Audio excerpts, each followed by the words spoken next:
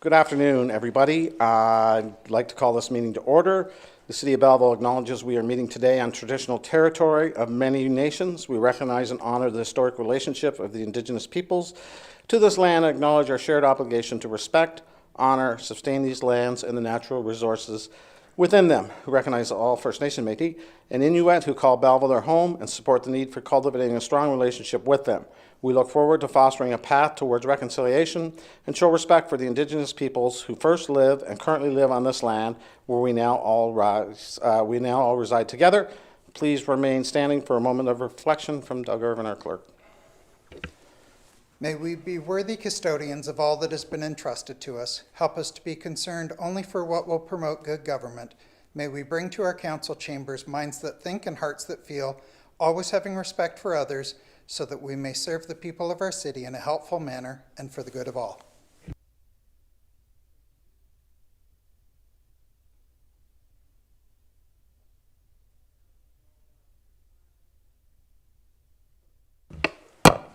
Attendants, we are here tonight.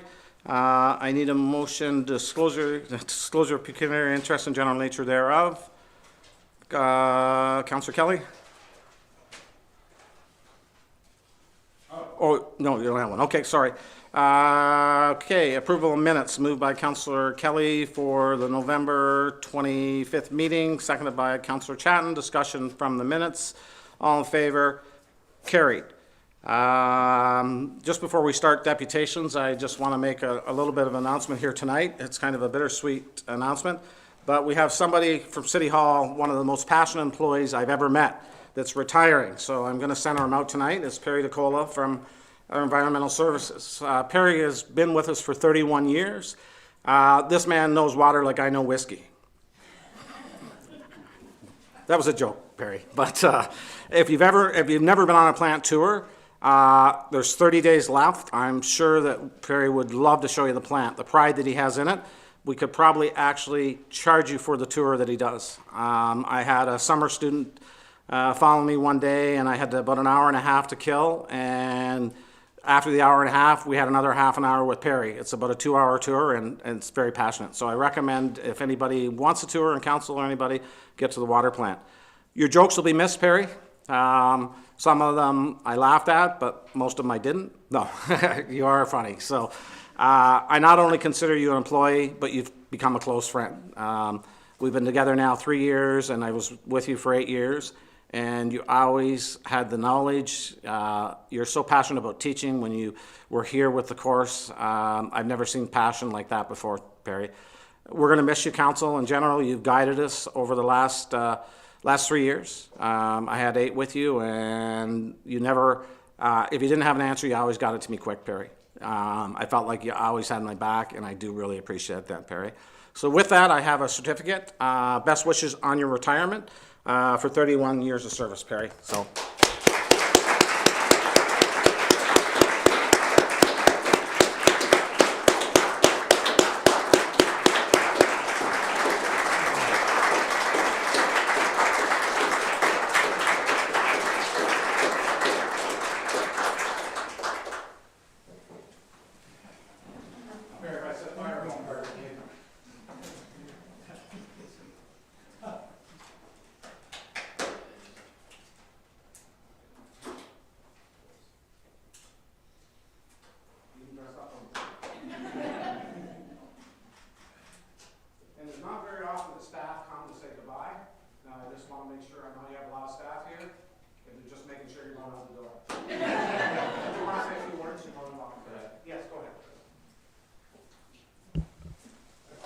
You have 10 minutes before you get cut off.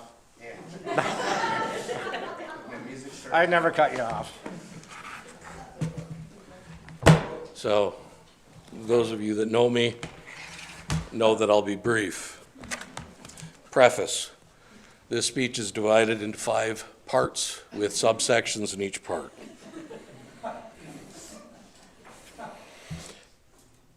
It's been a hell of a ride, and now it's time to make way for others to move us forward. I'll be moving on to my next chapter and will officially become a full-time member of the Romeo Club. That stands for Retired Old Men Eating Out. Credit to Doug Gill for giving me that saying a long time ago. I've had many things and so many people to be thankful for, and I hope I can capture it today. This will be broken, as I said, into 5 parts with several subsections, and each part, the further I go down this list, the more thankful I am for each of those that have made things possible. First, I want to thank the citizens of the City of Belleville. You've given me the purpose in my work to ensure a safe, sustainable system that will benefit us all for many years to come. The Environmental Services Group is not flashy or out in the public eye. We're a background work group. And if you don't know we exist, we're doing something right. The second, I want to thank our council. Your faith and belief in the work we do has driven us to try and be the best that we can. Your job is often thankless. You've offered yourself up to the gauntlet of criticism for doing nothing more than trying to make Belleville a better place to be. Municipal governance is hard because we're offering services that cost money to run. Other levels of government take people's money even before they know what's happening. The first 15 to 30 minutes of every person's hour is taken up, and they never see that money. We're taken out of everything that's left over. Your taxes and fees come out. What's left over is getting harder for families to make ends meet when everything keeps going up. It's not to be tone deaf, but what people actually do get for the money in our community is actually pretty amazing. For the price of a #1 combo at most fast food restaurants, price of a #1 combo, because that's what the average household pays per taxes per day. They get the use of every road, library, emergency service, every park, festivals, recreation, buses, sidewalks, ambulance, health services, conservation efforts, supporting of seniors, all of the great people that make this city work, and even things that we're not responsible for, like doctor recruitment and homelessness. So I thank you for all that you've done for me and for the city. First subsection. To all of the mayors I've worked directly with, Neil, Tasso, Mitch, and you again, Neil. Your support has helped me grow, and I'm thankful. Neil, you wear your heart on your sleeve. You're a good man, and I appreciate how you look after the staff and how you value the working people to make this city great. Third, I want to thank the members of senior management team. It's been great working with all of you. Mark, you're relatively new to this team, but you've been here even longer than I have been. We've been here so long. We remember when God said, "Let there be light," and the light was turned on, and Garnet rubbed his eyes and said, "Turn that off, because there's only one light pair." Brandon, you're the smiling assassin over there. I love the look you give me whenever I'm trying to break your governance rules. We are truly lucky to have you, Brandon. Steve, sitting over here, out of camera view with me. I feel like those 2 old guys from the Muppet Show, sitting in the balcony, criticizing and being condescending to a show that's unveiling in front of us. I'm going to miss that, actually. Marie, keep bringing heart and thoughts to help us change the way that we interact. I will miss all of you. I will truly miss all of you. Subsection, CAOs. Rick, Rod, and Matt, I thank you for all your confidence and support. All of the CAOs have heard me say my mantra over the years when you ask what leadership is. And I said that a leader always can do one of 3 things: lead, follow, or get out of the way, and I've never asked for leadership. That's kind of a lie this time around, Matt. I'm in the unknown right now, so I have been asking for your leadership more than I ever would. Normally I stay within my field. I know what I'm supposed to do. This part is a little bit scarier, so I don't know what's going on. Part 4, this is the longest part. This is for the staff of the city. I thank all of the hardworking people in the city for their dedication and commitment. I thank people like Angela, Cindy, Aaron, Lori, and all the admin staff that keep things moving and have helped me out over the years. I thank the HR team, Lindsay, Abby, Felicity, Amelia, Sarah, Rochelle, Prodnia, and Taylor. I wish we did not have to have so many recruitments with you over the years, but you have made things easier. I thank the finance team, Brianne, Jacqueline, Shauna, Steve, Brandon, for helping to get things out and getting the details that are requested for the financial needs for our department. I thank the Environmental Services Group. First, I want to thank the past for how they helped me do my job. I thank Bob McEwen and Dave Middleton for their guidance and steady hand to help form who I am today. I thank my fellow operators, Doug Gill, Doug Gay, Rob Foster, Marty Brown, and Terry Reed. It was a tough go with all of the construction and regulatory changes, but we made it through. I thank all of the guys and gals from 195 College Street, Brian, Doug, and Dan. I want to thank all those that we lost along the way. Rod Hines, Bob Alexander, Harry Nichols, and James Irwin. They'll always be remembered. To the current ES group, Richard, I thank you for your thoughtfulness and intellect. Barry, I thank you for stepping up when I needed you. Cam, I thank you for your quiet dignity.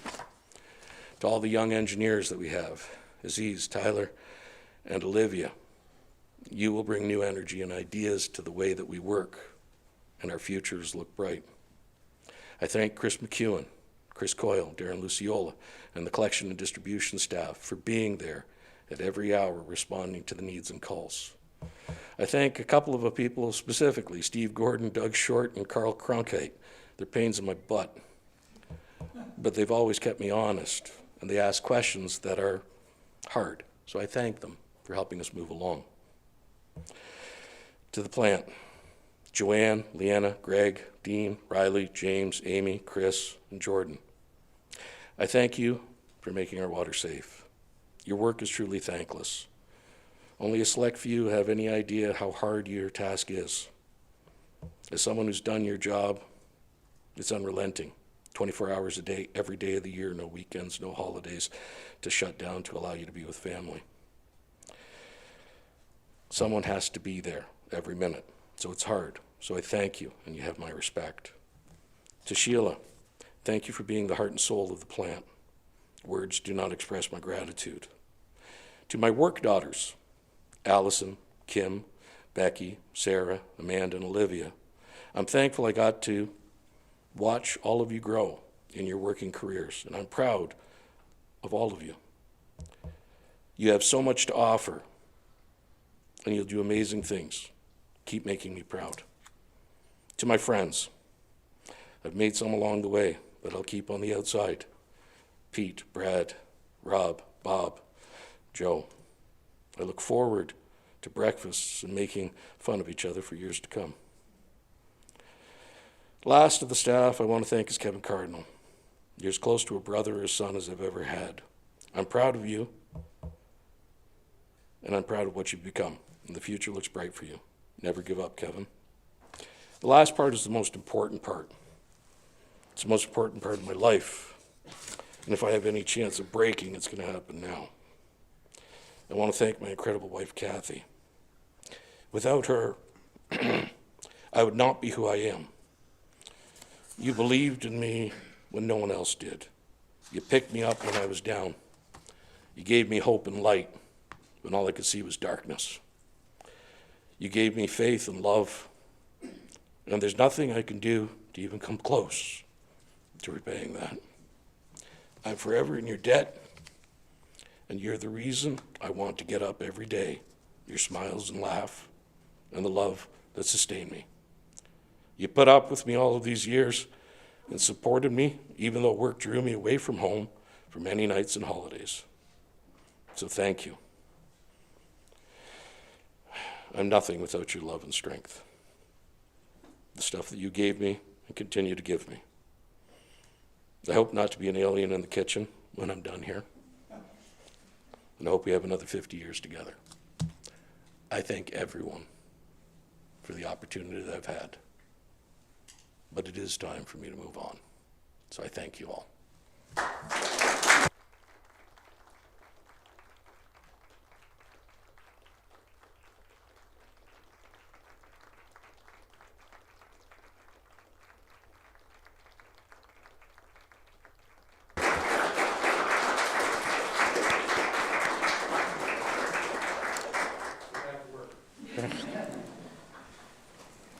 that's going to be a hard speech to follow, Perry, so we'll start here now with deputations. We have Chief Murray Rod and Heather Smith, the Belleville Police Service Board, Chairperson, RE 2026-29 Police Service Strategic Plan presentation.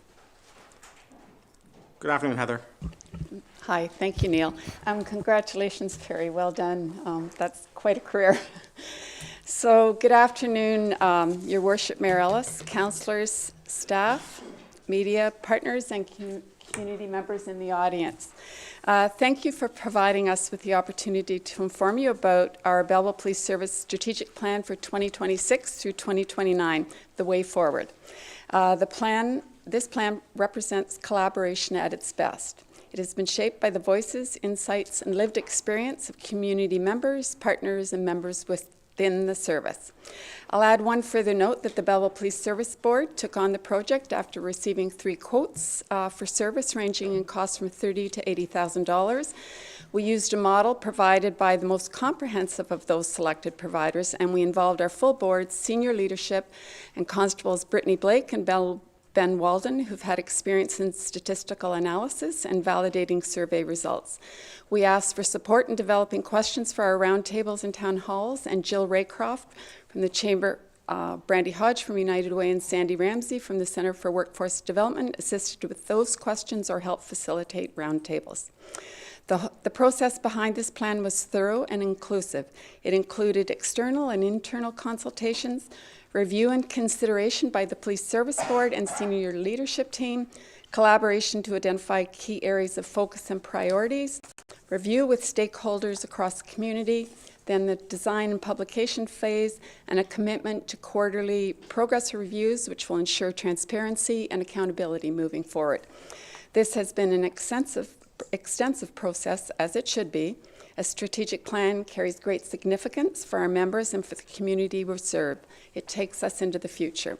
Our approach was guided by 3 principles: transparency, accountability, and trust. Under the Community Safety and Policing Act, every strategic plan must address outcomes related to how the board will ensure the provision of adequate and effective policing in accordance with the needs of the community, objectives, priorities, and core functions for policing, quantitative and qualitative performance measures, including community satisfaction, crime prevention, emergency calls for service, resource and facility planning, road safety, and engagement with youth, racialized groups, Indigenous communities, just to name a few.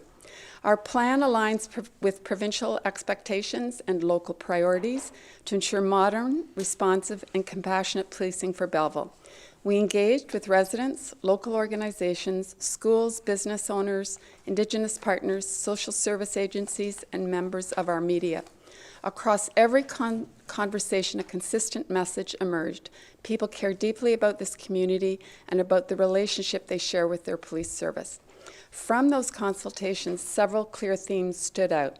Communication within the service and with the public must improve. Residents want police to be more visible and approachable, and the most pressing issues are homelessness, mental health, addictions, and traffic control, as you all well know. The community has asked for a police service that is approachable, connected, and engaged, one that shows up and listens, and that's exactly what this plan is built to do. As we move forward, we want the community to know you showed up for us, and we'll be showing up for you. In closing, I would like to thank each and every participant in the process, and to any of you in the room who may have participated in the online survey. The plan is only the beginning of our ongoing dialogue. We look forward to progress and responding to the policing needs of our community. And with that, I'd like to turn it over to Chief Rod to go through some additional information. Thank you.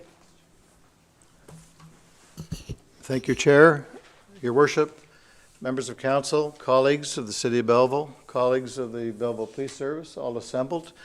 I'm pleased to give you a very high-level overview of our strategic planning process that brought us to the end state of this document, the way forward. We went through internal and external consultations, considerations and review of the PSB and the senior leadership. So we were essentially had statistically valid internal and external consultation processes and instruments of survey.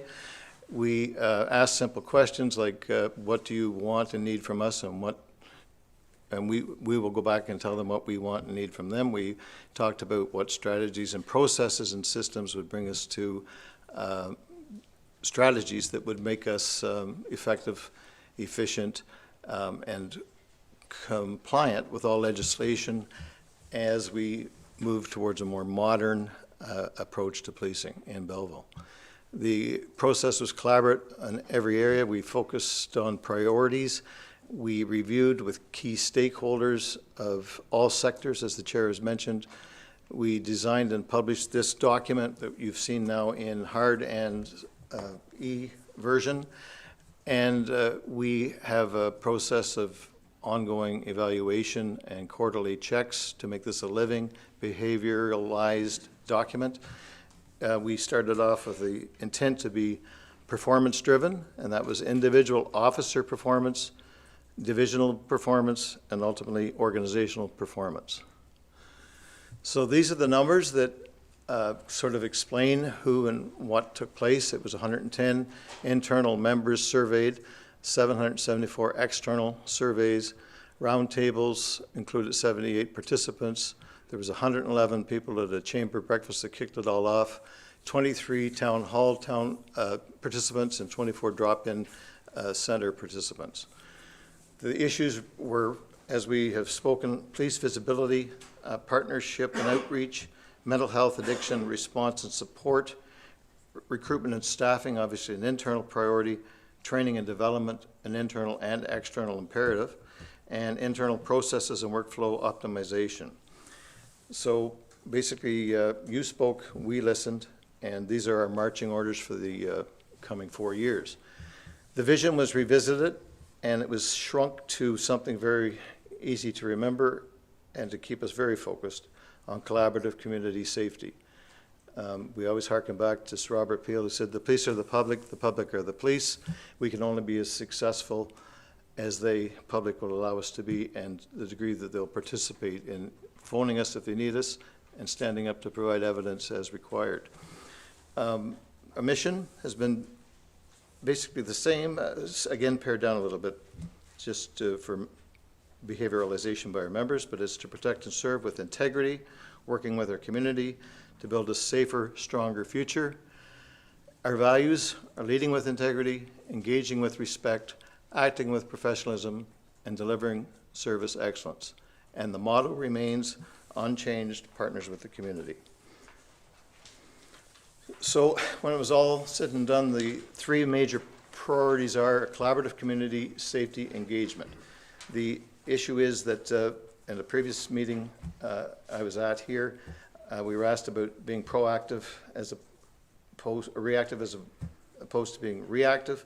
This is essentially what this gets at, the notion that we need time to prevent crime and proactively work with our community partners and stakeholders, neighborhoods, individuals, organizations, allied agencies, and come up with problem-oriented solutions and effective means to have a positive impact to keep streets safe and convict the guilty. So that is a big priority. The people piece speaks to many factors and angles, but number one, we're a people-intensive enterprise.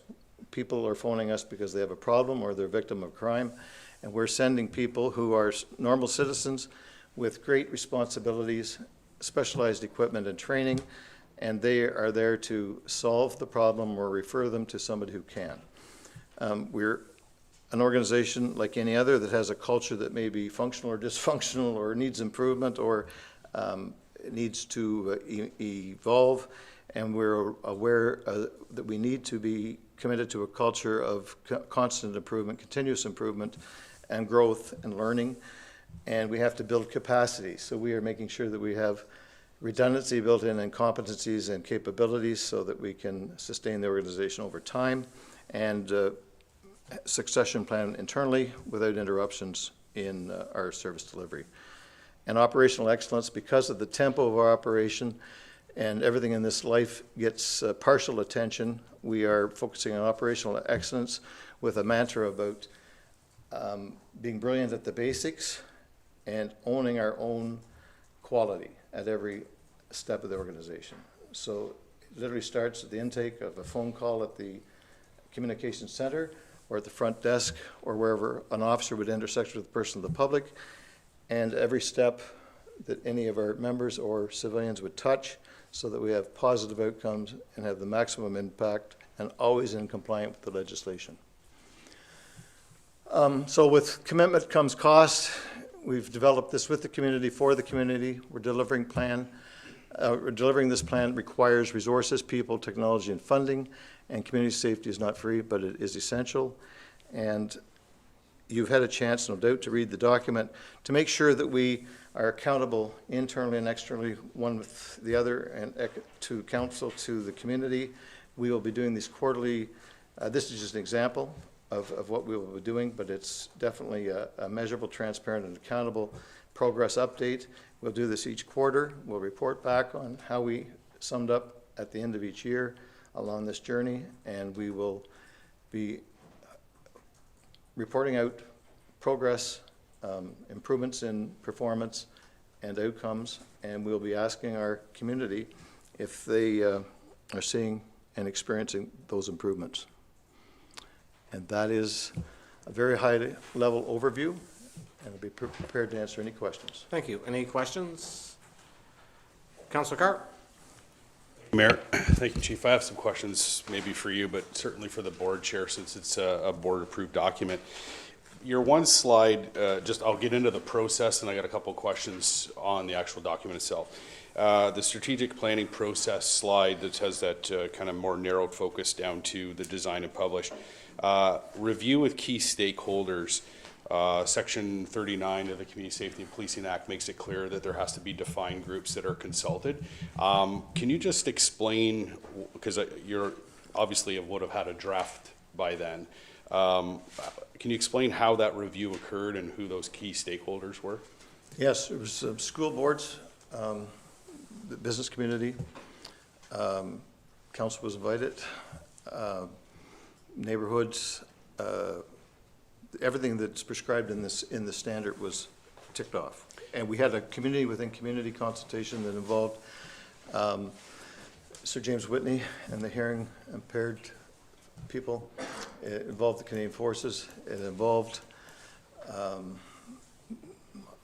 homeless community. We were right into the hub with homeless people, lived experienced people. We had lived experienced people show up to our town hall with addictions, poverty, mental health issues. The mental health people are involved. All the key allied agencies had voice at the table, and some of them actually led our focus groups. Okay, that's great. And with regards to some of those groups, school boards, et cetera, did you have like a special roundtable just for them, or were they included in more of the broad? How it went is we went to theirs, they came to ours, except the separate school board did not participate to the same extent as the public board. Okay, great, thank you. And just reviewing your document, some great strategic objectives, and certainly appreciate the reporting that'll come afterwards. I did, in conjunction with this this strategic plan, review some others, and I used many of the comparators, I guess, that Belleville Police has pointed to in the past for various reasons. Looking at Cornwall's and particularly Peterborough's, they included a needs assessment and actually had the key performance indicators right in there, because section 39, paragraph 3 talks about quantitative and qualitative performance objectives. And I was just wondering why those key performance indicators weren't included in the strategic plan. There isn't a class set of KPIs set down by the province yet. They're starting to develop that. Okay. As they do, we wanted to give room to evolve as the legislation evolves. One of the key ones that they are focused on right now is response time. And that was the first one that they rolled out across the province. Okay. And looking at your one slide there where you've got the KPIs, an example of it? the measurable, transparent, accountable. yes. There's one there that talks about deploy patrol strategy, incorporating team zone policing and problem-oriented approaches. I think you've mentioned that before. I have. Getting into more of a patrol zone to problem solve at a more localized level. But I see the KPI attached to that is the number of town halls hosted per year in a zone. And that caught my eye, just out of curiosity as a KPI. Would not a better measure be the crime rate, the call response time in terms of the deployment versus a town hall? Because conceivably you could have 12 town halls and say, look, we've addressed that KPI, but how's that actually translated into public safety? So you'll notice that document doesn't appear in this. Yep. That's an example, because we had a conversation with city staff about KPIs for council for the first time that we've ever brought to council for the budget process. And so that's a living document, and I totally agree. The impact on demand and outcome and reduction and commitment of resources, et cetera, is where we're going. That's an example. But we will be looping back the community on a regular basis so that we know what they're feeling, what they're seeing, what they're experiencing, and hopefully we'll note measuring fear. I mean, how do we do that? Well, you know, there's a sense of fear, but if it's reduced, if people are feeling that they're seeing us more, if they're getting a sense, I feel better, I don't know why, I'm getting response when I call, I got my bike back, those are the kinds of things that will really matter, and that's how these will be ultimately rolled out. So essentially, the KPIs will be the measurement to bring reality to the perception of safety. Absolutely, and tied to each individual officer's evaluation process. This is a performance-oriented document, and those details are still being finessed by the divisional commanders. And as we roll out the learning and sum up the year in terms of our data, we have a whole quarter to tighten them up, and they will evolve. If something becomes irrelevant or is proven, we would much prefer if the province had a class set of notes that are set down for us. Yeah, So, and I certainly appreciate your leadership on the data-driven aspect of policing. I think that's been missing in the past, and certainly will make the public informed, but obviously you and your leadership team can make those decisions based on that data. One final thing two things. One thing finally related to the presentation is there was a slide there, commitment comes with cost, and it was kind of actually interesting to see that in there. But as I reviewed the Peterborough Police Board approved strategic plan, one key initiative there caught my eye under modernizing policing services, and you mentioned modernizing policing services here today. And one of their objectives was explore opportunities to bend the cost curve of policing in Peterborough. And then it goes on to say that this, and the initiative reads, and this is a quote, ensuring the efficiency and value for money of the Peterborough Police Service, I guess I was hoping for Belleville, through continuous improvement and implementation of best practices, with the key performance indicators being that the chief to report annual reports to optimize efficiency through the budget process. And I guess that would probably align with community satisfaction with policing under that section of 39. Was that ever considered as part of the strategic plan? the difference is that our labor costs weren't known at the time necessarily for the whole organization, and they have already right-sized substantially their organization. They have a lot more known quantities, and their needs were assessed very rigorously through organization reviews, building space reviews, ergo a new police station on the budget, those kinds of things. And Belleville's not Peterborough, and we're responding to the environment we're operating in and the needs of this organization. And so as we move forward on the technology side, on every other aspect of it, we will be obviously wanting to be economical, efficient, but most of all effective and compliant with the legislation. So all of that comes from, the first part is getting it right-sized. Okay, thank you. And one last question, Mayor, thank you. There was mention about the community feedback was transparency and improved communication. And perhaps maybe this is a question more for the board chair than you, Chief. Just in terms of, has the police board ever thought of having the board meetings broadcasted for availability to the public, or to be conducted in a place that's more accessible to the public. I hear from residents who say, look, I'm not going to show up to the police service to maybe attend a meeting the same way as I would in a public forum. And I know the police service board used to conduct meetings here. This is equipped with broadcasting capabilities. Just in terms of communications and transparency, has that been considered by the board? Great question. So Councillor Carr, we moved the meetings back to the police service because we found that police staff were waiting around and in the building for 2 or 3 hours while we had the in-camera and then the open session. And so we thought it would be easy to access them if we needed them at the station. But, you know, if you're hearing feedback with regards to that, it's certainly something we would reconsider. Okay, great. Thank you. Thank you, Mayor. Thank you. I need a motion to receive, moved by Councillor Chatton, seconded by Councillor Enright Miller. All in favor, carried. Thank you. Next, we have Dr. Oglaza, Medical Health Officer, and John Wickson, Manager of Financial Corporate Services of the Southeast Public Health Unit. Update.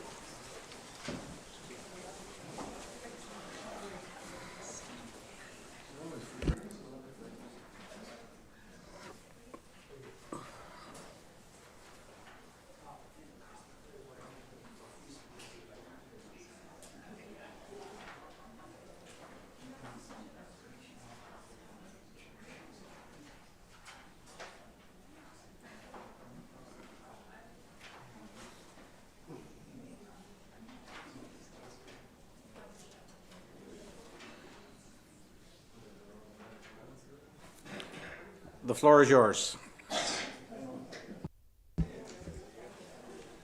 Good afternoon, everyone. Your Worship, councillors. My name is Dr. Piotr Oglaza. I'm the Medical Officer Health and CEO at Southeast Public Health, and I'm also joined here today by my colleague, John Wickson, who is our Finance Manager, and will go over the financial details. I'd like to start today with the overview of what has happened to date with the new entity. Some of you might remember me from my previous role as the Medical Officer Health at Hastings Prince Edward Public Health, which is one of 3 organizations that merged on January 1st, 2025. As you probably all remember, 3 legacy agencies merged on that date to create what was then called by its legal name, Southeast Health Unit. That's the legislative name for the new agency. As part of the process, we've rebranded to Southeast Public Health, SEPH, and we've started this journey in August of 2023, when was the first time when the province has announced what was called the Strengthening of Public Health Initiative. This initiative was based on 3 pillars. There was a pillar of voluntary mergers, where health units were offered supports, incentives, supports, and funding to go through the merger journey. This had to be done through a submission of business case to the province. So as you also may remember, this was a significant shift from the earlier proposal where in 2019 there was a policy suggested that there will be 10 public health regions in the province. So the pandemic put a pause on all that, and then when that work restarted in 2023, the province has heard our feedback about mergers being created between the entities where it makes sense, where it reflects the partnerships that are happening, and use those partnerships to then strengthen the merged entities. The business case has been submitted in April of 2024. As you may remember, there was also a round of presentations to councils at that time in March, providing information to where we are on that journey and what to expect from the merger. It's worth remembering at this point that voluntary merger was one of the 3 pillars. The other pillars are the review of the Ontario Public Health Standards, which is basically a document that outlines the work that public health is expected to do in the communities they serve, as well as the review of the funding formula for local public health. Both of these 2 elements of that 3-prong approach are yet to be released, and we anticipate that to happen in some future. So going back to the progress to date, you've seen the document where outline all the details that were shared with the Board of Health in terms of progress of the merging of IT bases, for example. So now we have one system, one IT system that connects the staff. We have combined teams. We're working on working through the program coordination. And it is also important to emphasize that with this new organizational structure, the goal is to have a cohesive agency to serve now more than 550,000 people in the Southeast region. With this much larger agency comes a larger Board of Health, which comprises of 12 municipal and 6 provincial appointees.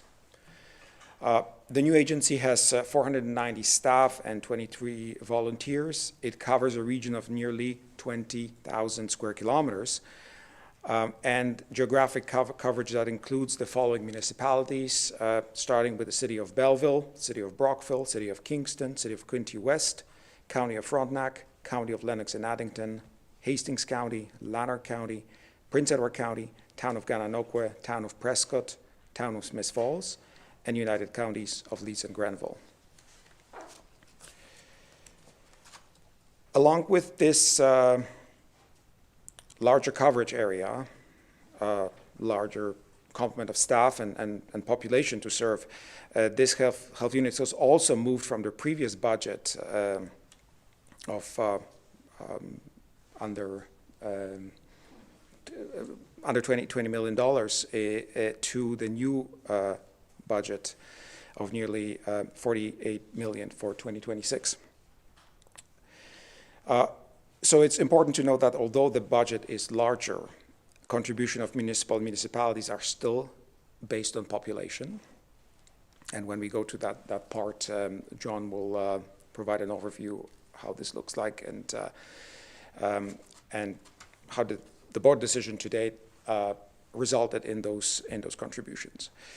So as you also remember, the important element here is that part of the merger journey was that the province was providing financial supports to cover the cost of what it requires to create that agency, as well as provide supports to municipalities for harmonization of municipal levies. It was one of the planning assumption that these municipal levies would need to be harmonized, and that was highlighted in that presentation in 2024. However, the exact model in which that harmonization takes place was to be determined by the new board.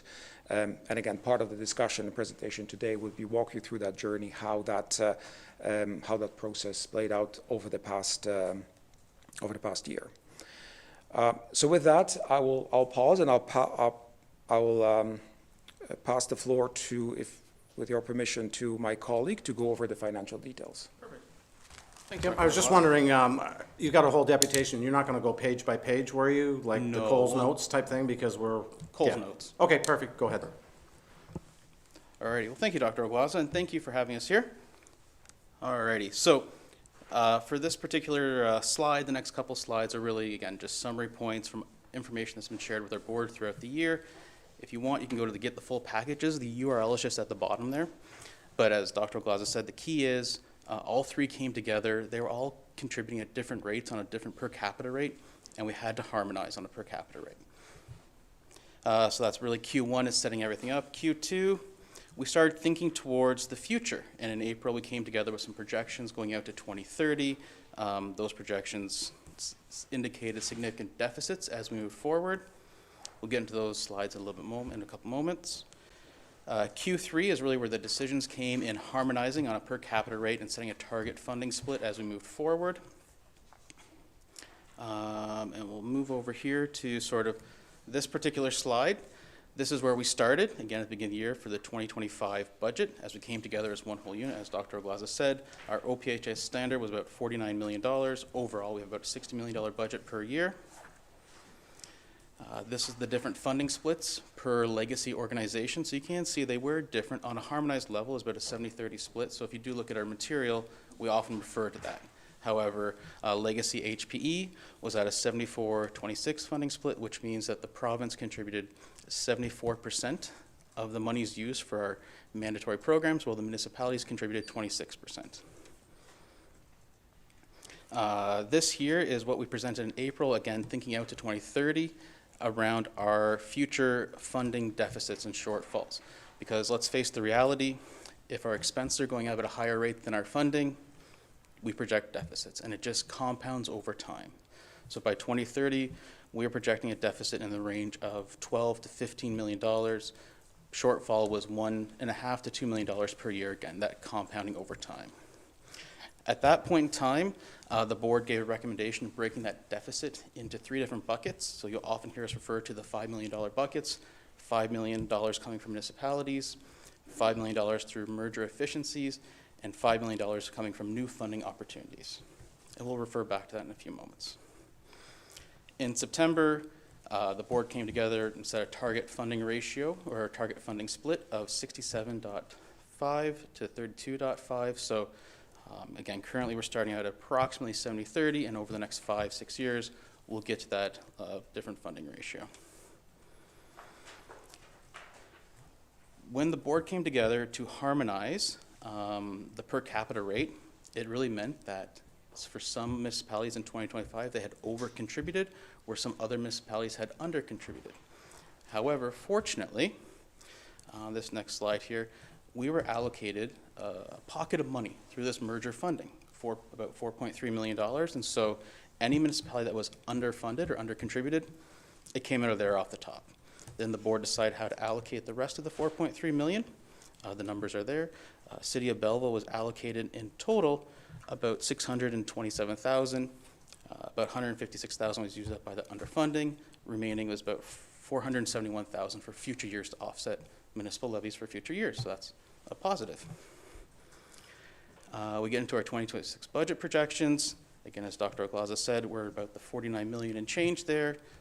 Just going to highlight, we do plan to use about $1.8 million of merger funding to help sustain that. So although it's balanced there, it's not really a balanced budget. We do have some work ahead of us to find operational efficiencies, and that's really the theme of this, is we're working down that path to find operational efficiencies.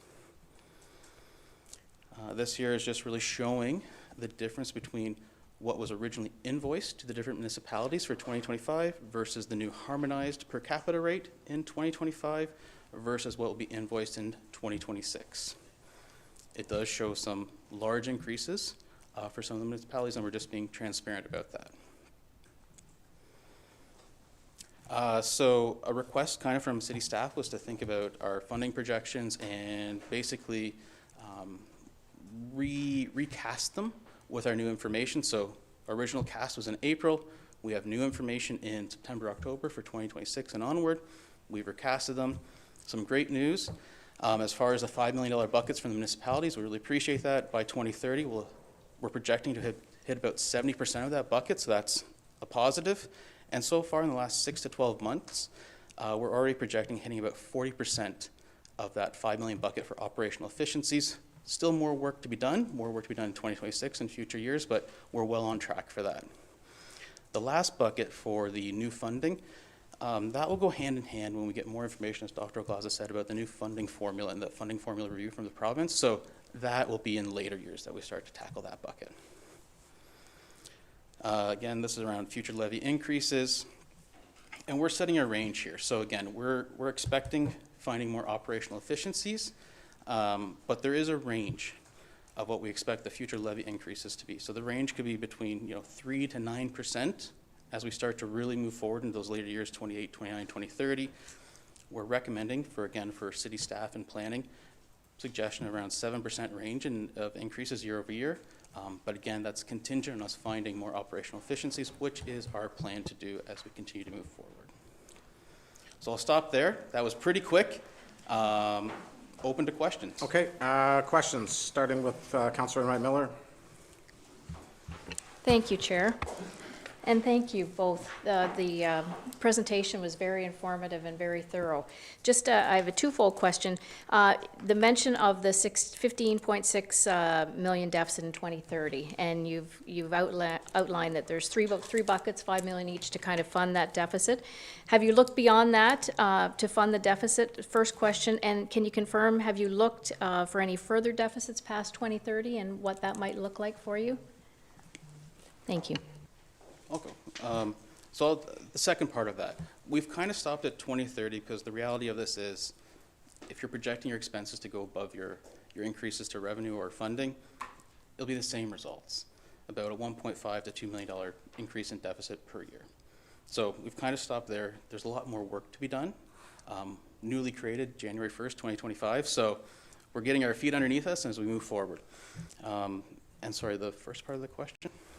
To fund the 15.6 million deficit in 2030, is it just the 5 buckets sort of you've outlined of 5 million to fund that deficit with the 3 processes? That was the original ask. And that's probably the clearest 3 levers or buckets available to kind of track against.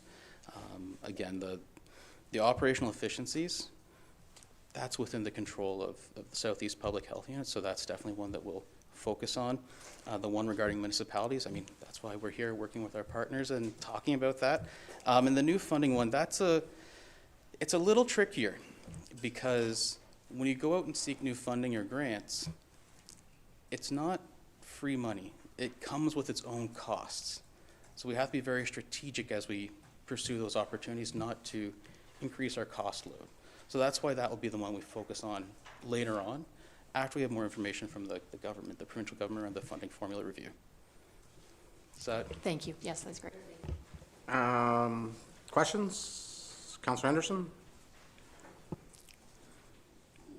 Thank you, through your worship. Regarding the modernization and funding and legacy funding surplus allotment, can you advise if the utilization is at the discretion of the city? Okay. So like this 4.3 million allocation from the merger funding? Yes. Yeah, that leftover for future years is really at the discretion of the city. We're agnostic to how you choose to use it, really. Thank you. Councillor Chatton? Thank you, through you, your worship. Hello, Dr. Piotr. I actually saw you last when I was a trustee during the COVID period online on a hybrid model that we did. I have 2 questions actually. So the one question I have are the services that the municipality funds all legislated mandatory programs, or are there discretionary programs that the municipality can opt in or out from? And thank you, Manager John, as well. Thank you, Councillor, for that question. We are obligated to provide services according to the Ontario Public Health Standards, so that's the mandatory core services that we're talking about. We will review the standards as they are likely to be released in 2026. If there's any elements, any changes to what we are currently doing versus what the new standards require us to do, this would be an important discussion to be had with our board, and that's something that we'll bring to the board for that critical discussion. There is already a lot is changing in the external landscape of healthcare in Ontario. There's significant provincial investments in attachment to primary care. There's progress in that aspect. There's also expansion of scope for pharmacists. So some of the services that we were previously providing to fill a gap may no longer be required or may no longer be supported. Go ahead, keep going.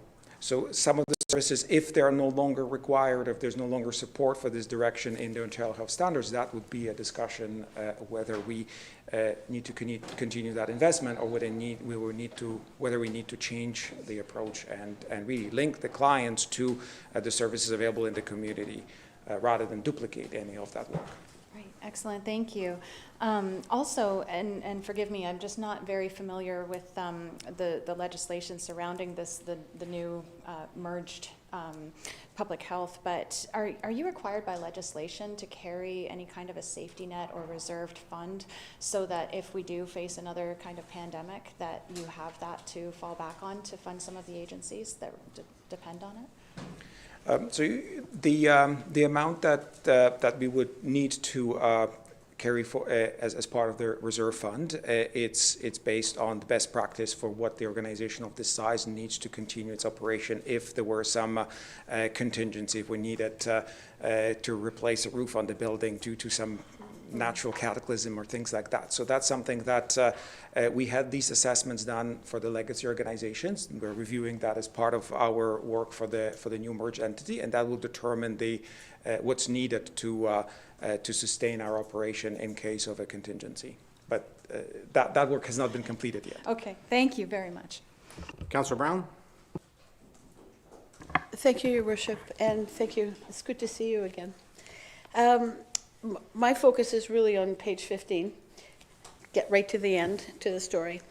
The financial projections that are showing on page 15 from 2027 to 2030 suggests upwards of a 40% municipal funding split to be able to balance the budget. Am I interpreting that correctly? Okay. Can you confirm, is this the direction that the health unit is actually proposing? Or is it just a scenario that could be determined at some future date? You're correct. It's really just to show the range of scenarios, and the reality will be somewhere in the middle. Okay, and it is focused around balanced budget, so I understand that. Now, in the box on the bottom of that page, it talks about, for municipal planning purposes, a 7% annual levy increase from the municipalities. But the budget, the balanced budget scenario shows something quite distinctly different. So just for shock value, 2027 shows 24.56% increase versus the 7% year over year. So I'm wondering if you could elaborate on why the difference between what's being suggested that the municipalities plan versus what the balanced budget would project.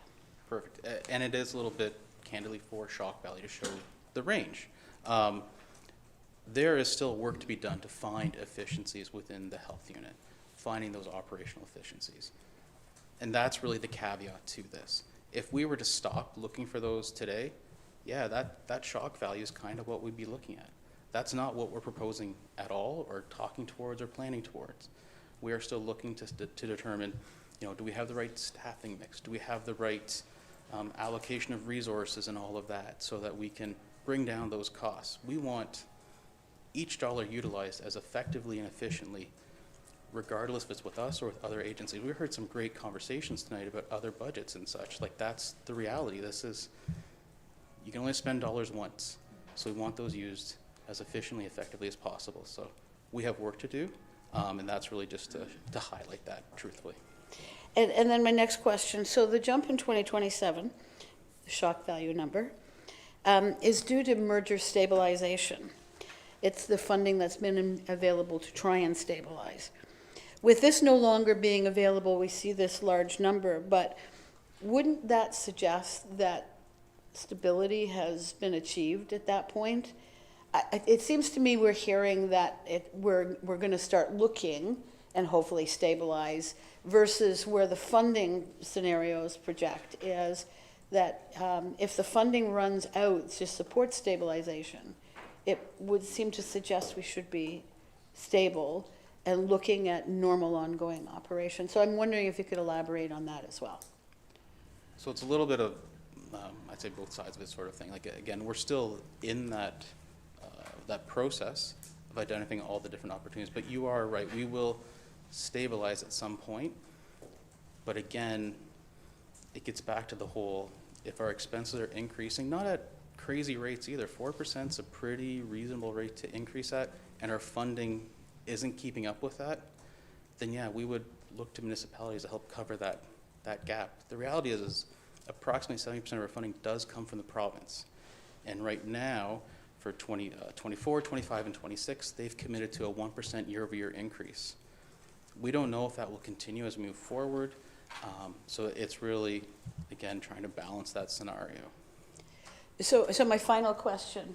So the province is suggesting a 1% increase, which is nowhere near what we typically see in consumer pricing index increases, which might suggest that the province is very quietly downloading costs to the municipalities. If our levy is 7% and the province is only going to be 1%, does that not mean that public health is now falling on the municipality when in fact it's a provincial service? And Dr. Oglaza, I'm going to ask for your opinion here. I'm going to ask for an honest opinion here. Absolutely. And what I wanted to emphasize is that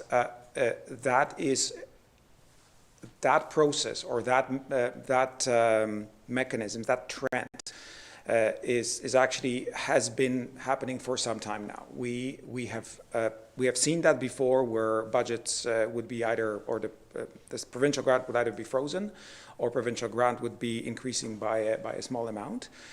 This led to incredible pressures among some of the merged entities, and all of the merging entities were in that problem. Even for Hastings Prince Edward Public Health, the budget that was proposed as a contingency for 2025, if there was no merger, that budget included an increase by approximately 5%, and yet in order to balance that, there was a draw from reserve probably around $600,000. So that's an issue that's faced by every organization, public organization, local public health in this province. What the merger gave us that this is no longer impacting us in 25, 26, that year-to-year increase of from the influx of the merger funding, that's to the tune of 20% or so. That's something that was shared by our Chief Medical Officer Health when he came to speak at our all-staff day. So there's a significant investment that the province was making. So that gives us the buffer to build that financial stability or strength in the interim. And the time, I agree, the time is short for that. But without the merger, without this influx of funding, there would be no time, because the cuts would have been happening in 2025. To various extent, depending on our organization, some would have been very catastrophic, some would have been relatively modest, but none of the organization would have been immune from this bigger trend. So that's a very different discussion, but I just wanted to emphasize that these are background trends that are just impacting all the organizations across the province. Thank you. Councillor Thompson? Thank you. I'm going to make more of a statement than a question. I'm sorry. I sat on the health board for a short period of time. When the amalgamation was coming forward, I understood, sitting on that board, that there would be little or no increases. The government was going to cover everything. And granted, we were going to have a small increase even without the merger. But when we talk, 7% to 15% as an increase, municipalities just wouldn't be able to afford it. Just as simple as that. And I'm a little disappointed sitting on that board, being told the chances of an increase in funding from the government was good. We wouldn't have a large increase municipally-wise, and it's totally reversed. And unfortunately, our provincial government, and as Councillor Brown has said, downloading again, downloading everything we do is download. Everything that they take over and say they're going to amalgamate costs more money. Thank you. Councillor Carr, question? Yes, thank you, Mayor. I recall when a presentation was provided to council in the past, I posed the question of what efficiencies would be identified, and at that time, it was unknown what those efficiencies are. The horse has left the barn, but I guess my question is, did the three separate entities not look and start some preliminary scouting on identifying efficiencies before the merger? Because I'm getting the sense that the increases facing municipalities was going to be high. The province dangled a few dollars for short-term relief, but yet, as we see these numbers continue to grow, we're still running into the same problem. But the comment today, Dr. Oglaza, is you said you're still finding efficiencies. So you've merged 3 organizations into one. At the front end, you didn't know what those efficiencies were going to be, and then now we're into the merger, January 1st of this year, so almost 12 months, and we're still not sure what those efficiencies are. Was there any pre-scouting done with the 3 organizations in advance of this merger? Go ahead. Through you, Mr. Mayor. The important factor here is that when we were 3 separate organizations going up towards the merger, we submitted our business case in April, and we haven't heard confirmation of the merger actually going through or funding being available until mid-December or December of 2024. So it's, as I mentioned earlier, organizations are already looking for contingency plans such as 2025 budgets as if going solo. There was there was very little indication or no information whether the merger is going to continue or not. At that point, every organization were facing budgetary pressures. So at that point, all of them were individual organizations. We were not able to act as one entity to look at that comprehensively, especially that there was a various level of certainty or uncertainty to whether we even going to be merging or not. So basically, we started this as soon as we found out about the merger going through mid-December. We started working very fast to get all of the background legal elements done, completed by January 1st. So that was the first priority: get the legal stuff out of the way, make sure that we actually have the organization that's legally merged. And then as we move towards January as a new merged entity, that whole process started full out. So this is what we achieved. We achieved on top of day-to-day business, on top of the combining the organization. As we combine the organization, as we look at those teams coming in together, there's opportunities for consolidations at the senior leadership level. That has been achieved. There's other opportunities. You probably might have also heard about our discussions that are happening, more discussion to come about the physical spaces. Do we need all the physical spaces to deliver our services? And the services that would not be changed, but we could achieve some efficiencies by having a space that's more matching with our use and the service we deliver in the community. So more to come on that front, but there are opportunities for savings, and that's what we're committed to do. We will not stop. We had that culture prior to the mergers, legacy organizations. Anytime a position will come up vacant, we would look at, is this the role still aligned with the Ontario Public Health Standards? Is this the role that we need to refill, or is there another investment needed from a different area where that's better supports and matches the service that needed to be done in the community? So with the new standards coming out very soon, that would be another opportunity for potentially some shift around what we do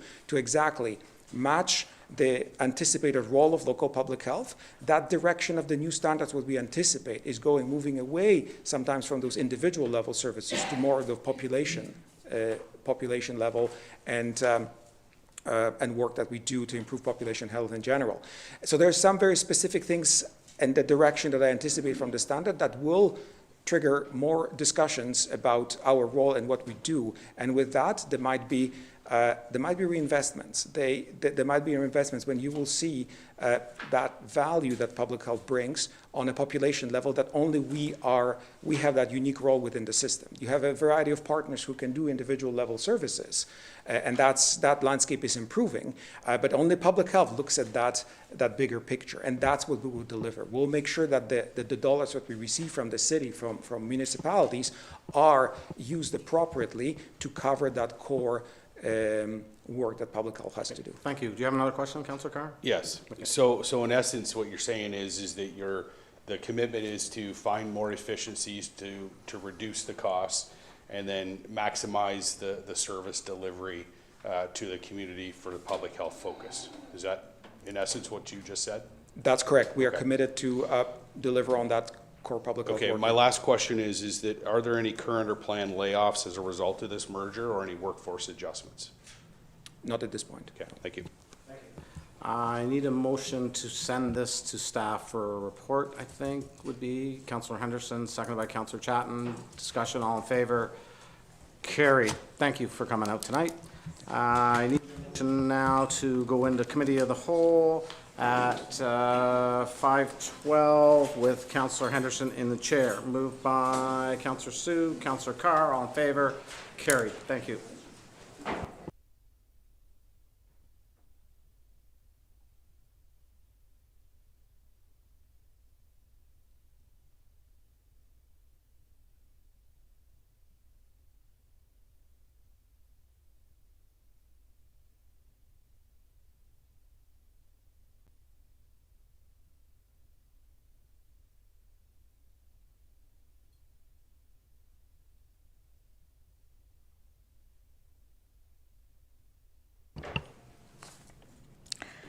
Okay, the agenda shall include under reports items that warrant individual attention from council.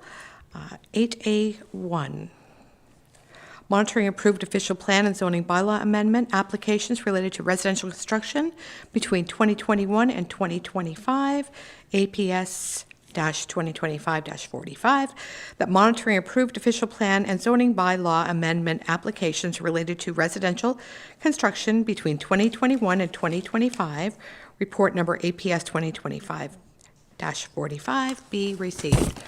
Moved by Councillor Carr, seconded by Councillor Enright Miller. Okay, Councillor Carr. Thank you, Madam Chair, and thank you to staff requested this report.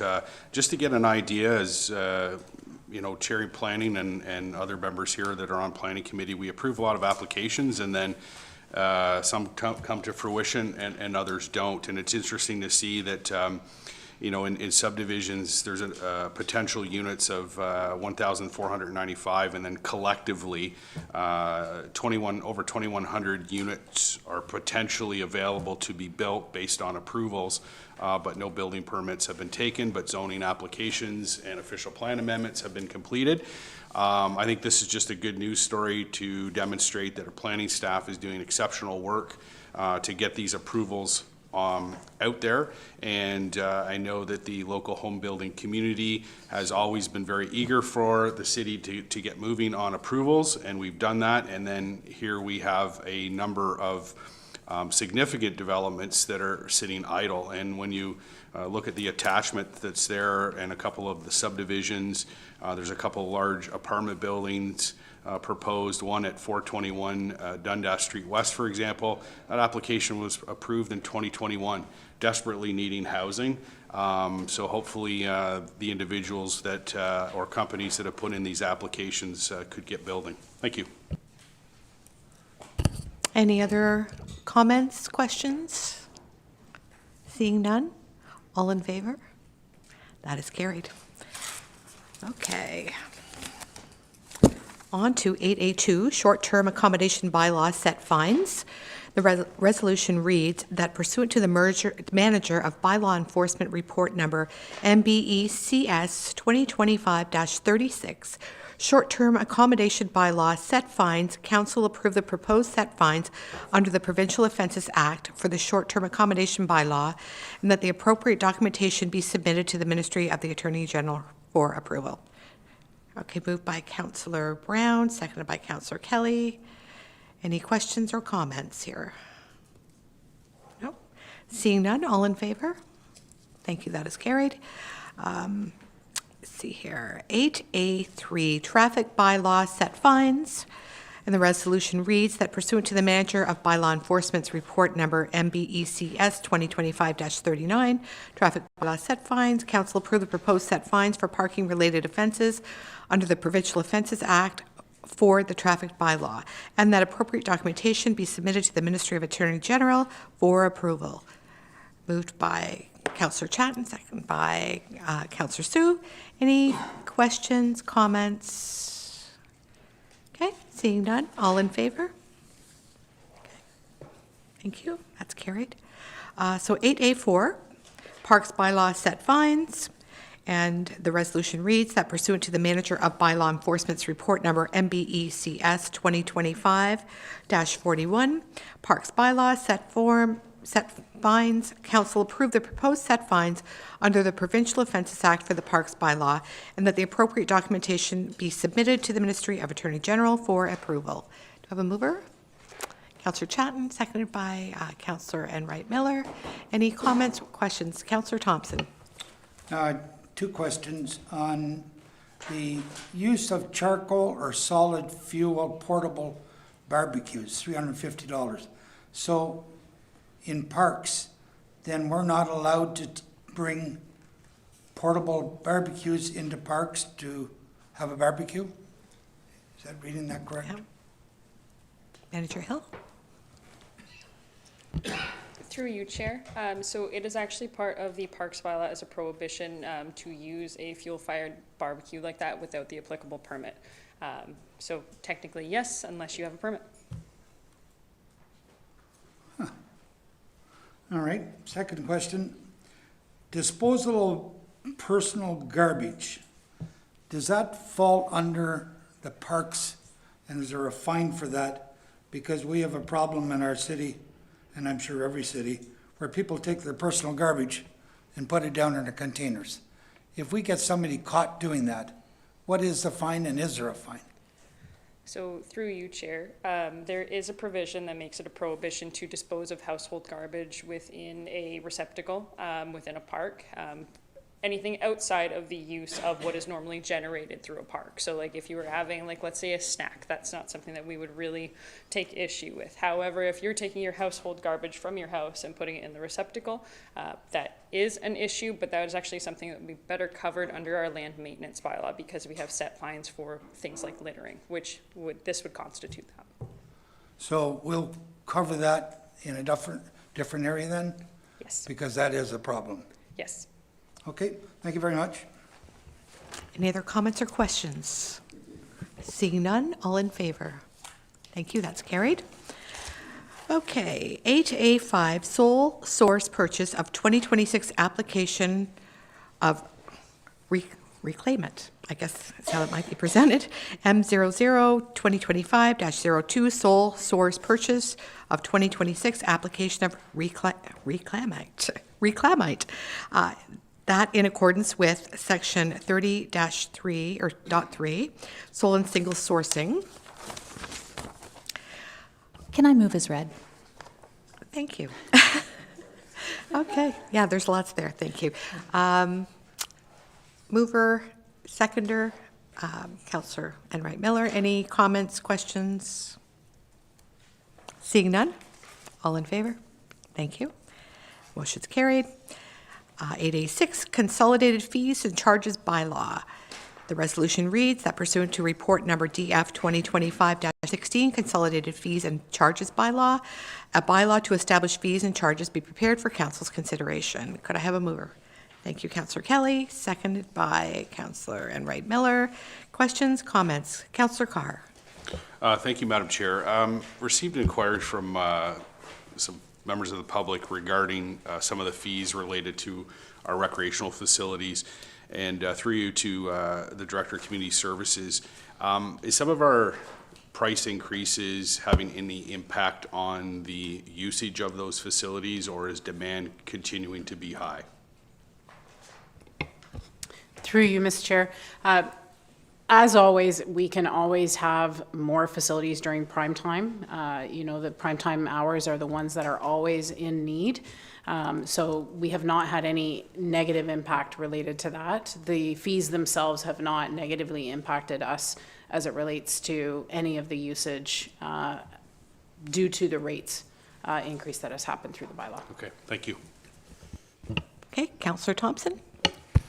Yeah, a couple of things I'm concerned with. I went through the different charges, and there's a lot of areas we've increased our fees, but there's a lot of areas that have stayed the same. And I'm wondering, because of our budget demands and everything, are we really looking at everything that we do? Like I look over on page 21 of 38, the bottom part, there's no increases. the top part, or most of all of 2020 or 22 of 38, no increases. Part of 23, no increases.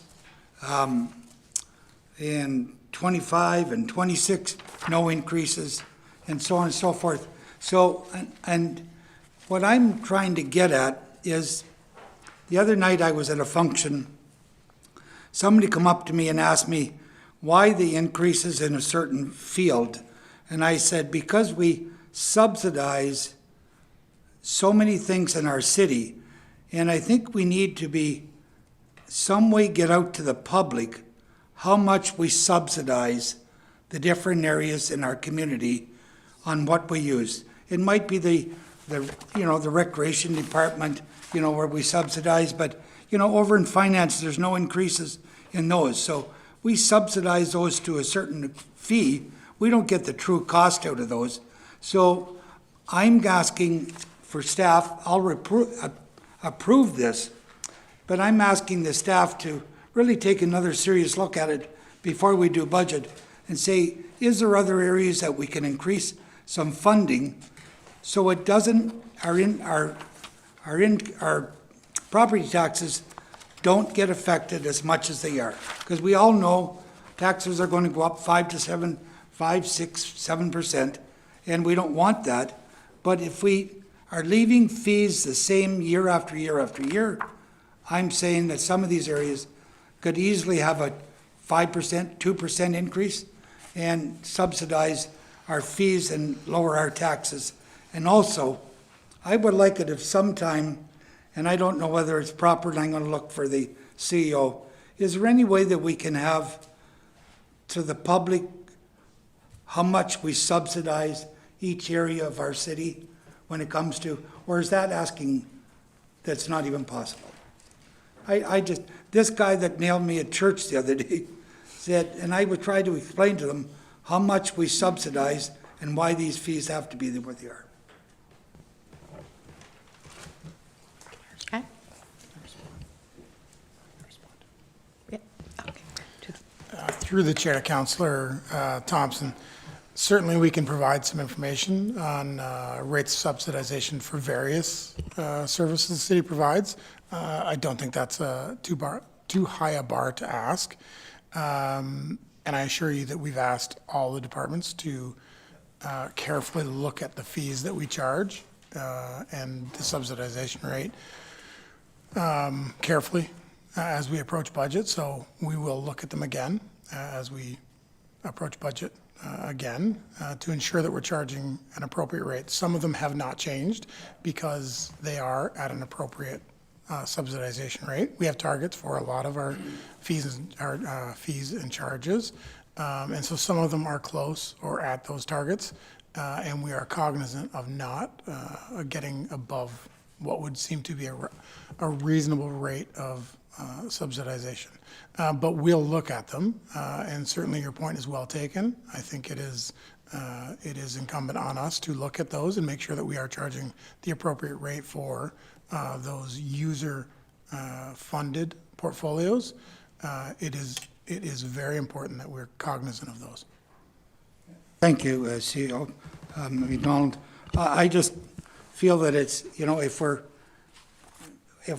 tapping, or if we're looking at the recreation department, which gets the most demand in certain areas, and the public hear about it more because the ice service, we're going from what to what, and these young people wanting to use ice.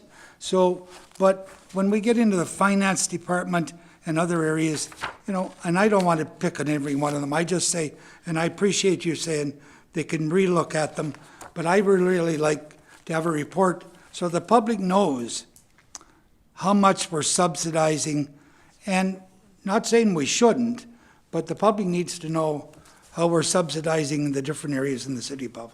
Thank you. Councillor Kelly, did you have a question? Yes, sir. Thank you, through you, Chair. Question for Director of Finance, Brandon, Mr. Ferguson. It's on page 20 of 38, just on the community services. I'm in the Quinte Sports Wellness Center a lot.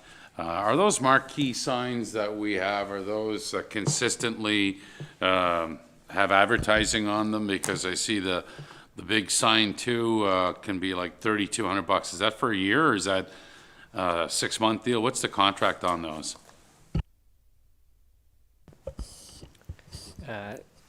Through the chair to Councillor Kelly, I'll respectfully defer to my colleague. Oh, sorry. Through the chair, this is actually a great question, and I actually had her come this evening for Manager Newton. Advertising falls under her area, and we're actually undergoing an aggressive relook at those rates right now and what is being sold. So if I could ask Manager Newton to comment on what is happening with advertising at the moment, it would be a good opportunity for her to speak to that. Through the chair, to Councillor Kelly. So the marquee sign, although we have a rate, it is not well used for promoted advertising. We do a lot of city promotion on that for sure. Belleville Youth Engagement Committee, any city program, any city event is all done through there. All of the rates and fees that are in the recreation section were all increased as part of the user fee study in 2024. And so advertising specifically was increased 22%. So you can see the difference in the rates from 2025. They're increased 22% for 2026. We are looking at doing some additional work with both our naming rights and advertising to try and get some valuations done to make sure that we're comparable to the industry, especially where our naming rights are concerned. The challenge with the marquee sign is 22,000 people drive by that road, but where it's located, it doesn't have the graphics that are needed really to support. If you look at the Pattison one at the corner of Bell Boulevard and Front, it's huge, it's very big. The advertising obviously is a lot more impactful on that. So we are looking through capital budget promotion. Obviously capital budget is tight, we recognize that, but those are some considerations for future if we are looking to try and elevate our paid advertising. Just a comment about it. I was given some numbers recently, like the Queen Sports and Wellness Center. Let's cut to the chase here. I mean, the amount of foot traffic going through there, it just makes sense. If you got a big base, a lot of people seeing that advertising, pop it up a bit. You know what I mean? Pay the piper. Thanks. Okay, any other questions or comments? Seeing none, all in favor? That is carried. Thank you. Okay, so we're going to move on to 8B consent items. Council may adopt consent items by one motion, but prior to consideration of such motion, members may request that specific items be removed from consideration under such motions, and council shall consider such items individually. I'll start with Councillor Sue. No, thank you. Councillor Enright Miller. No, thank you, Chair. Councillor Carr. No, thank you. Councillor Thompson. No, thank you. Councillor Kelly. No, thank you. Councillor Brown. No, thank you. Councillor Chadden. No, thank you. No, Mayor thank you. Ellis? No, okay. All right. Okay. So the consent items 8B1 to 8B4 be approved with the exception of considered separately. So we need a mover. A mover to approve them. Councillor Chadden, Mayor Ellis, all in favor? Okay. That is carried. All right.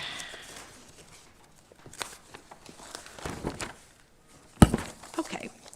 Moving on to 8C1.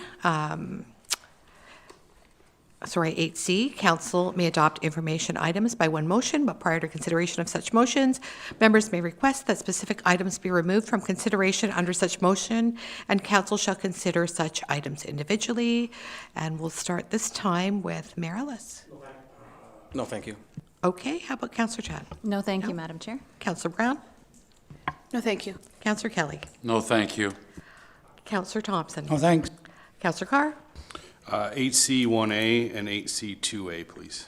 1A, 2A, okay. Councillor Enright Miller? No, thank you. Councillor Sue? No, thank you. Okay, thank you. And the resolution is that information items 8C1 to 8C2 be received with the exception of 8C1A.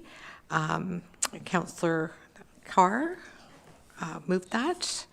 And do we need a seconder at this point? For this point, we're receiving 8C1B. Okay, we're receiving one. Okay, so we're receiving 8C1B. And do we need a mover for that, please?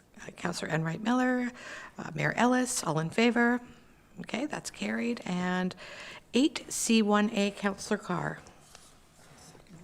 Yep. Councillor Chen. Thank you, Madam Chair. Just a response from Senator Hastings regarding the city's request to assist with capital expenditures for the Heart Hub. And, I appreciate the fact that Senator Hastings has said they're not able to financially support, and then, of course, wish us success as we continue to develop this important regional initiative. So they're all recognizing it's a regional initiative. It's just unfortunate that the taxpayers of the city of Belleville are carrying the water for this regional initiative. But I think that's two now that have come back and said, no, they're not going to contribute. There's a whole list of other municipalities that they're doing their budgets. Hopefully, I'm not optimistic, and I'm certainly not going to hold my breath, but it's unfortunate that we're in a position where we're constantly funding regional initiatives. Anyone else have any? Councillor Chen. Thank you. Through you, Madam Chair. I'm not sure who to ask to direct this to, but is there a way that we can send them a letter requesting that they reconsider because of the points that we have made, that it is regional, it is serving populations that are outside of our own, and that we shouldn't be the only ones holding this bucket. Sometimes it's easier to say no right out of the gate and think that that's all done, but I do think that we do need to keep pressure on other municipalities that are going to benefit from the Heart Hub that will be established here.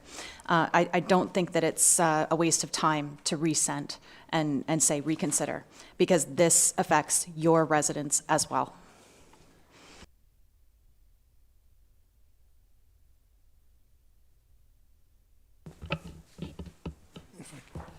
If I can, through the chair, I'm not sure the effect of asking the number of municipalities that we circulated this to at this point to reconsider might have. I wonder if it might have more effect on opening once there's ceremonial ribbon cutting and things of that nature, and Hastings County is actively engaged in the administration or the funding. It is a social service. If at that point, and there is some success in treating that population that is in dire need of treatment in our community, and they are regional, if it might not be at that point, that it might have some effect on our neighboring communities to say, this is what it is, this is the effect. We would really appreciate your support at this point. It might have more of an effect. Just a follow-up, if I may, Madam Chair. I'm also wondering if it may help to put us in a better position to lobby the provincial government to say, we have reached out this many times to this many different municipalities, to be able to actually have that on paper and say, we are trying, we are unequipped to be able to afford what is required for this Heart Hub to get off of the ground. I think there needs to be a lot more pressure put towards the province. I do think that the more asks that we are putting out there, the more we can demonstrate we have sought other options. We have sought opportunities to get this going. We can't carry this on our own. We all know that. And other municipalities, it's great for them to be able to say, no thanks. The problem is, it is all of our responsibilities, and the more we can demonstrate that on paper, I think we stand a better chance of actually pushing the right buttons to the province. Thank you.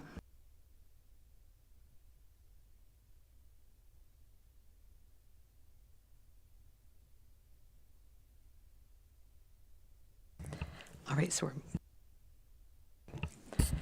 okay, on to eight. Oh, sorry. Sorry, can you call the vote on it? We have the. Oh, yes, okay, yeah. All right, can I have a vote? All of those in favor?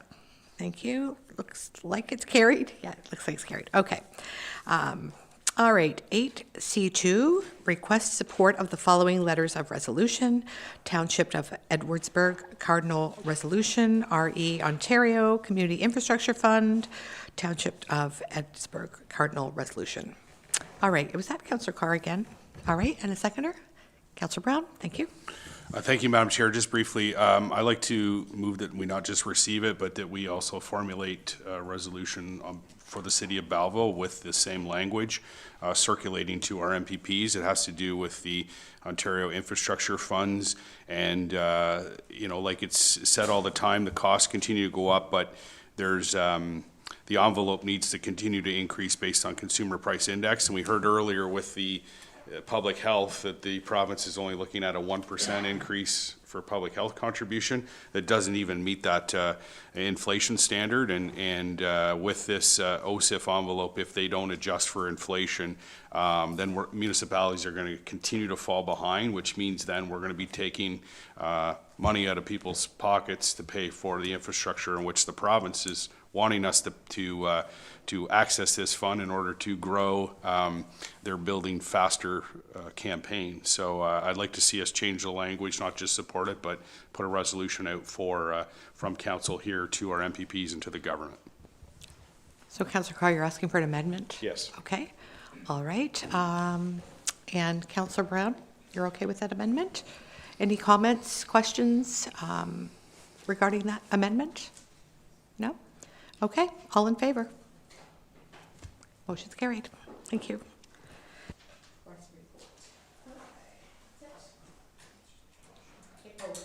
8C3? 8D. What am I missing?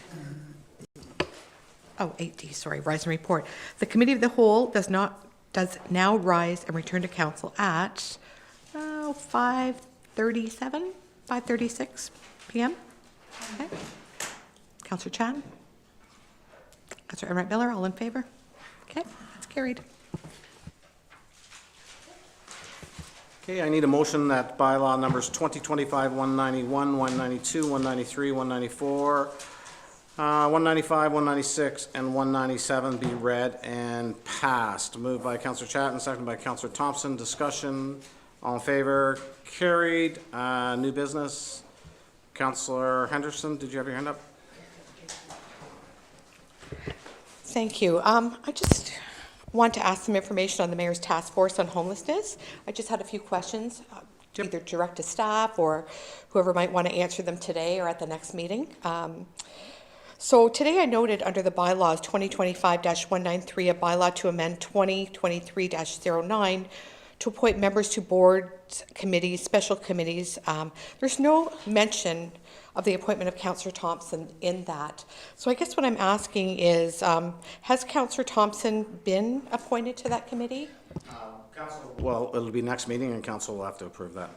Okay. So just another question I had. I don't know whether it was Councillor Thompson that mentioned or I heard it somewhere else. Was there a meeting of this committee at this point? Yeah, there was a meeting last Thursday.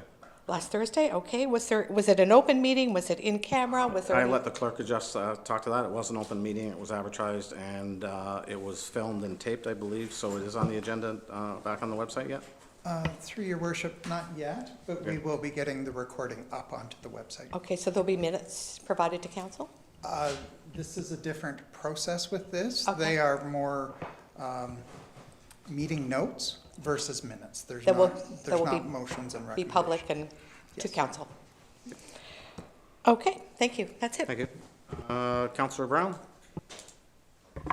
Thank you, Your Worship. As a follow-up to my motion at last council meeting regarding Bill 68 and the implications to the conservation authorities across Ontario, I wanted to advise council that Bill 68 quietly received royal assent on November the 27th. A mere 21 days from the first reading and 25 days before the Environmental Registry public consultation is actually due to be completed. On December 1st, Quinte Conservation CAO Brad McNevin and I participated in a by-invitation public session. Thank you, Mayor Ellis, for extending that to me. Hosted by the Minister Todd McCarthy and the newly appointed CEO for the Ontario Provincial Conservation Agency, CEO Hassan Bassett, approximately 60 CAOs and some municipal representatives from the proposed central and eastern regions were actually in attendance. Some of the highlights that were approved in Bill 68, Schedule 3, which pertains to CAs, includes the following authorities have now been granted to the OPCA. Oversight of the governance of conservation authorities such as operations, programs, and services, to oversee the transition to a regional watershed-based framework, to promote consistent policy standards and fees, to assess and report on the effectiveness of CAs, oversee and evaluate the financial performance of the CAs, and guide and evaluate strategic planning, and there's more. During the presentation by CEO Bissett, it was identified the OPCA and the regionalization would be funded by the provincial government, but only likely for the next 2 to 3 years. What happens to the funding required after the 2 to 3 years to fund that agency was left unspoken. So I would recommend that we keep a keen eye on more silent downloading next term from the provincial government as it relates to the Ontario Provincial Conservation Authority Agency. Additionally, it was advised that regionalization of CAs would begin implementation after the municipal elections in 2026 in order to avoid, and I do this, avoid creating disruption to the existing CA boards and the municipal representation that's there. What was very clear from this afternoon was in the subsequent small group discussions and suggested key challenges, regionalization has virtually zero support from any of those that were in attendance. And our role was to offer things that should be considered as regionalization begins, not whether or not it should happen, and not to offer our concerns or objections. We left the session with more questions than answers because, in the words of CEO Bissett, this will be transformative change, and transformation takes time. So in closing, yes, I did get a hold of the microphone and to deliver the feedback from our small group, predominantly to offer that if you want to improve technology and process and programs, that A, you don't need to consolidate to be able to accomplish that. If the agency has ideas, then let's do that. And secondary to that, that if in fact those are things that need to be standardized, wouldn't it make it a whole lot easier to regionalize everybody once it's all been standardized versus taking just desperate ways of doing things, plugging it all together and then trying to figure it out? Public health.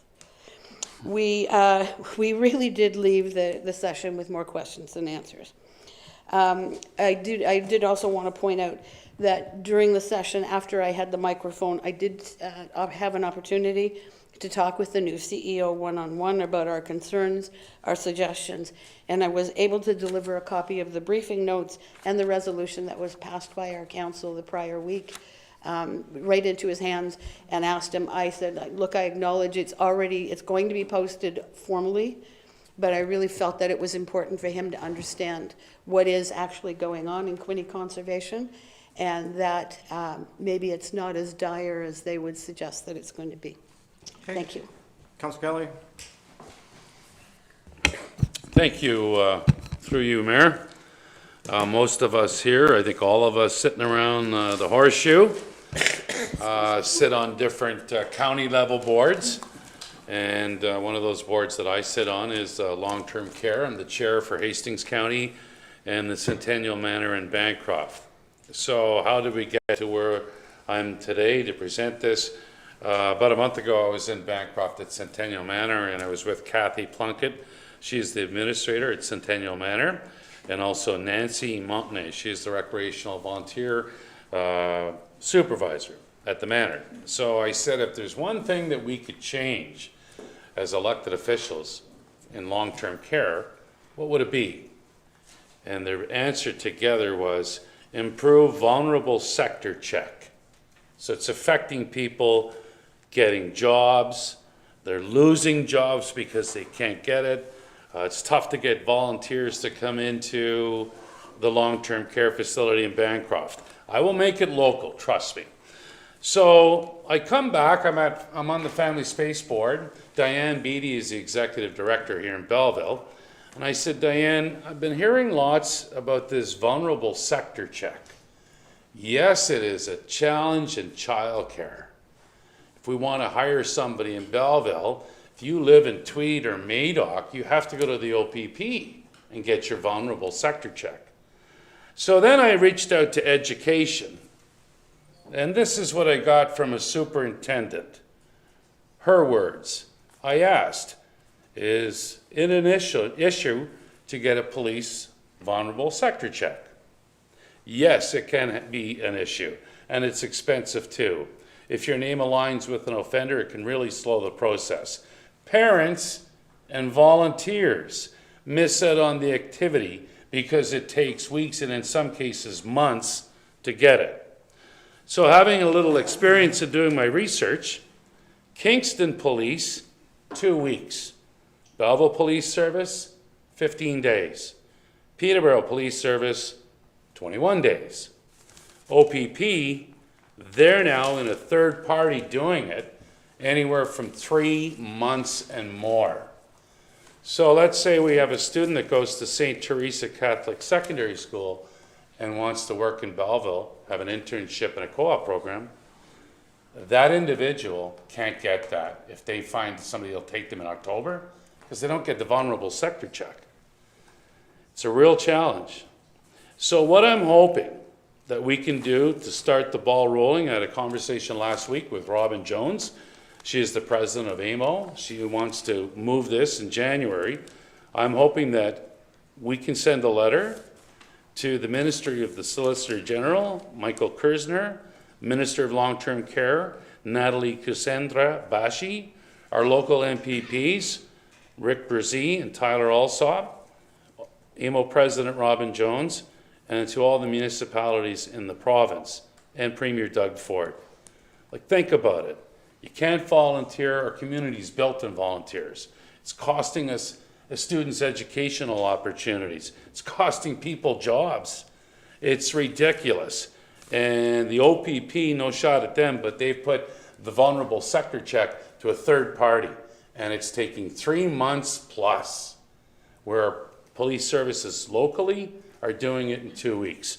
So I'd like to make a motion, City Clerk Doug Irwin, that we can send a letter to the folks, and I'm willing to work with you on that, to the individuals that we talked about, and get this fixed in 2026. Obviously, this provincial government does not think losing a job or volunteering or giving students an educational opportunity is a serious matter, because this has been going on for months, and let's get the ball rolling in Belleville. So you're making a motion right now? Yes. Seconded by Councillor, no, seconded, Sorry, I just, point of clarity. go ahead. Thank you. Just wondering, what do you want the letter to say? That you don't want No, vulnerable we sector want to checks to have be done? Or that you vulnerable want OPP, sorry, just let me finish. You want the letter to say you don't want vulnerable sector checks to be done at all so that people can volunteer more easily? Or are you saying that you want to put pressure on OPP to do it faster? No, I'm not saying that there's no vulnerable sector check needed. We need to speed the time up. It affects our community. People can't get jobs. PSWs can't work at the Hastings Manor if they live outside the area. The Hastings Manor can't hire them until they get a vulnerable sector check. It takes 3 to 4 months. For time and debate, why don't we bring this back in a letter so council can take a look at it, Councillor Kelly? I think it You want makes to debate it's this quite tonight? clear. I just, We don't know what your motion is. Okay, Councillor Henderson, go ahead. the motion is to get a letter sent to the province to get the OPP to speed up the vulnerable sector check. Okay, Councillor McCaw? Thank you, through you. And just a little bit of clarification, Councillor Kelly, because I deal with this all the time through my work at Loyalist College. It's not 3 months, it's about 6 weeks for the OPP, it can be as much as 8 weeks. However, that said, what we have done at the college is we've worked with each site, such as maybe Hastings Manor or Quinte Healthcare. Quinte Healthcare actually has their own offense declaration form that they can provide to a student. Just stop you for a second. Yeah. Did we have a seconder on this motion? Yeah. Okay, Councillor Chapman, go ahead. So they actually, Quinte Healthcare does provide the student with an offense declaration to sign, as long as they can provide a copy of a receipt that they've made that application. So it's, from my job standpoint, that is not slowing us down as putting students in placements. So that would be the same thing. It costs them about $40. They make application.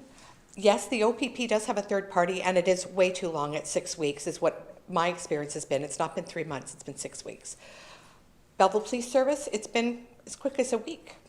Kingston has been as quick as 1 day. So I think each individual site has the ability to do something like these offense declarations that can carry them over until they can actually receive their vulnerable sector check. Not to say that I won't support your motion, because I would, but just to let you know that that is an option for each individual site, such as maybe Hastings Manor, BGH, Trent Memorial, what have you. So that is an option. Okay, Just to let anybody you else know. wants to speak to the motion? Councillor Chatton? Thank you, and through you. My issue was surrounding, like, if what was being asked is that the vulnerable sector check be bypassed, because it is an incredibly critical component to ensuring the safety of community and citizens, especially in vulnerable populations such as children, the elderly, and that was where I was taking exception, just that we can't ask them to stop using that as a metric, even though it's really only as good as the day that it is printed, because anybody can do anything at any time. But that said, it is one piece that we can support, making sure that people are protected. So I just would not have supported it if it was to bypass it. I definitely support in trying to put a little bit of pressure to get it done a little bit quicker. Thank you. Okay, anybody else? All in favor? How many hands I need? 1, 2, 3. Okay, carried. Anybody else? Seeing none, announcements? Seeing none. Okay, Councillor Brown. Really quick, thank you. Bay of Quinte Regional Marketing announced the Best of the Bay Award winners this past week. And in the Regionscape category, I was really pleased to see that 15 out of 17 of the winners were related to city assets.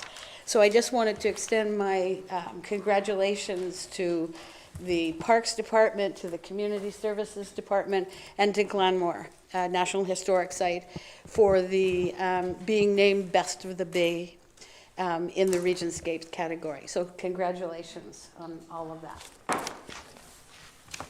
Thank you.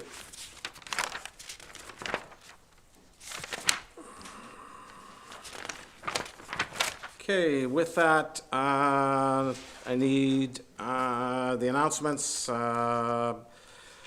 Month of December is Project Red Ribbon. Now I need a confirmation bylaw at 25-198, a bylaw to confirm the proceedings of council. This December 8th, 25. Moved by Councillor Chatton, seconded by Councillor Kelly. Discussion, all in favor? Carried. Motion to adjourn at 6:50. Councillor Thompson, Councillor Brown, all in favor? Carried.